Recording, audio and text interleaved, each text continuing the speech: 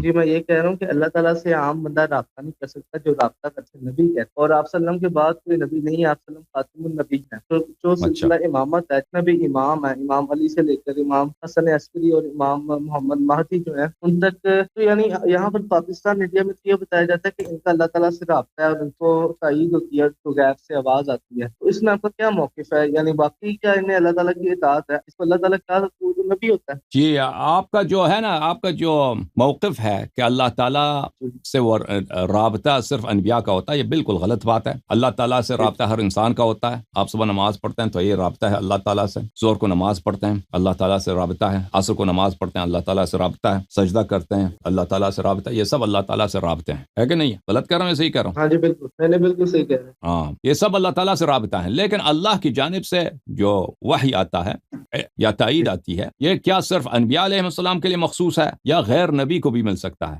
اگر غیر نبی کو نہیں مل سکتا اللہ کی جانب سے کوئی پیغام، کوئی بات، کوئی علم، تو پھر اگر ہم ادعا کریں کہ فلان شخص کو اللہ کی جانب سے ایک علم آیا ہے یا پیغام آیا ہے یا اس سے بات ہوئی ہے، کلام آیا ہے، اللہ کی جانب سے وحی آیا ہے، تو پھر تو وہ شخص نبی بن جاتا ہے، ٹھیک ہے نا؟ پھر وہ شخص نبی بن جاتا ہے۔ اور لیکن ان دونوں باتوں میں حقیقت کیا ہے؟ کیا غیر انبیاء علیہ السلام کو اللہ تعالیٰ کی جانب سے مل سکتا ہے پیغام، ملائکہ سے ملاقات، کہ اللہ کچھ کہہ دے؟ تو بالکل ہو سکتا ہے، یہ قرآن کریم اس کا واضح ثبوت ہے۔ ملاحظہ فرمائیے، اعوذ باللہ من الشیطان الرجیم، سورہ مریم، سورہ مریم آیہ نمبر 16، وَاذْكُرْ فِي الْكِتَابِ مَرْيَمَ إِذِ انْتَبَذَتْ مِنْ أَهْلِهَا مَكَانًا شَرْقِيًّا۔ حضرت مریم علیہ السلام اپنے گھر والوں سے دور چلی گئی، مشرق کی طرف انہوں نے اپنے لیے ایک جگہ بنا لیا۔ اچھا، فَاتَّخَذَتْ مِن دُونِهِمْ حِجَابًا، اپنے گھر والوں سے اس نے اپنے لیے ایک جھونپڑا بنایا، ایک حجاب، ایک پردہ بنایا۔ فَأَرْسَلْنَا إِلَيْهَا رُوحَنَا، ہم نے ان کی طرف اپنے روح کو بھیجا، یعنی جبرائیل علیہ السلام کو۔ فَتَمَثَّلَ لَهَا بَشَرًا سَوِيًّا، جبرائیل علیہ السلام آئے مریم کے سامنے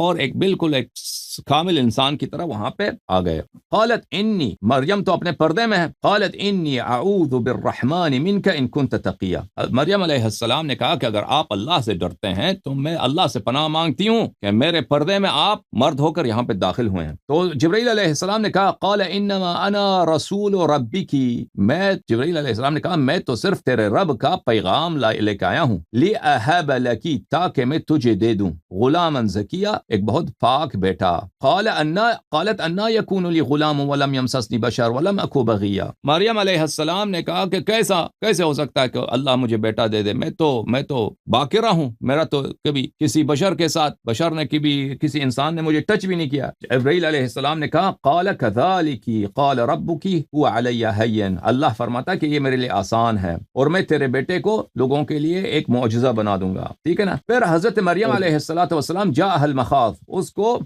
جو ہے برتھ کی جو پین ہے، برتھ کا جو درد ہے وہ آ گئی۔ فناداها من تحتها الا تحزنی قد جعل ربک تحتک سریا۔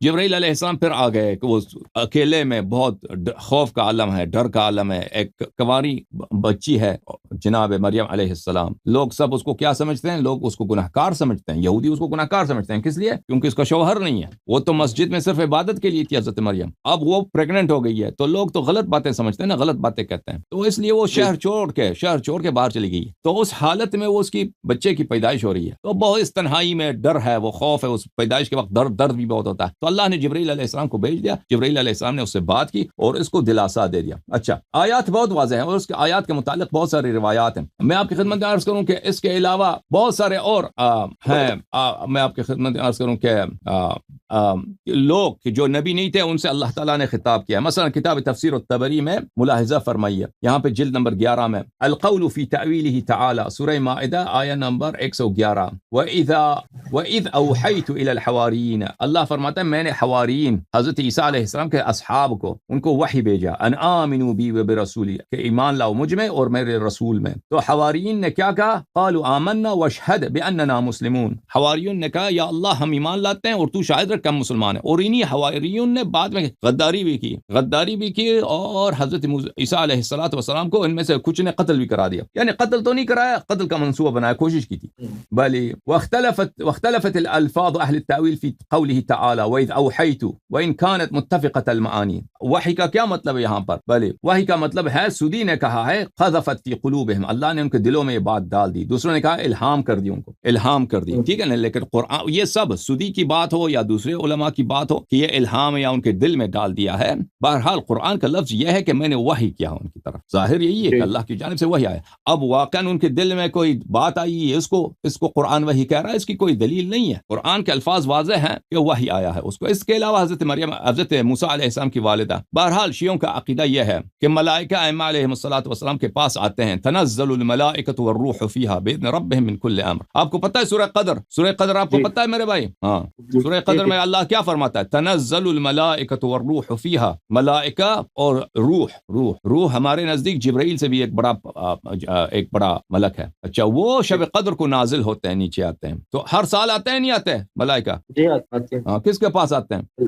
لوگوں کے پاس تو نہیں آتے۔ ہاں، کس کے پاس آتے ہیں؟ وہ اللہ تعالیٰ کی طرف سے زمین پر آتے ہیں۔ کس کے پاس آتے ہیں زمین پہ؟ وہ اسے سیر کے لیے آتے ہیں، کوئی بھی ان کا مقصد ہوگا جو اللہ نے دیا ہوگا، لیکن فزیکل جو نازل ہوتے ہیں وہ کیا لے کے آتے ہیں؟ کیا لے کے آتے ہیں؟ اللہ کا پیغام۔ کیا اللہ کا پیغام؟ وہ ایسے ہی لوگوں کے لیے تو نہیں لے کے آتے، کس کے لیے لے کے آتے ہیں؟ اس کے لیے لے کے ائمہ کے لیے۔ بالکل، ائمہ طاہرین علیہ السلام کے لیے لے کے آتے ہیں، ٹھیک ہے نا؟ یہ واضح دلیل ہے کہ اس امت میں ایسے افراد ہیں جن پہ ملائکہ نازل ہوتا ہے۔ قرآن کہہ رہا ہے کہ تنزل الملائکہ، یہ آیت منسوخ تو نہیں ہے، رسول صلی اللہ علیہ وسلم کے بعد بھی ملائکہ نازل ہوتے ہیں۔ یہ کس کے پاس آتے ہیں؟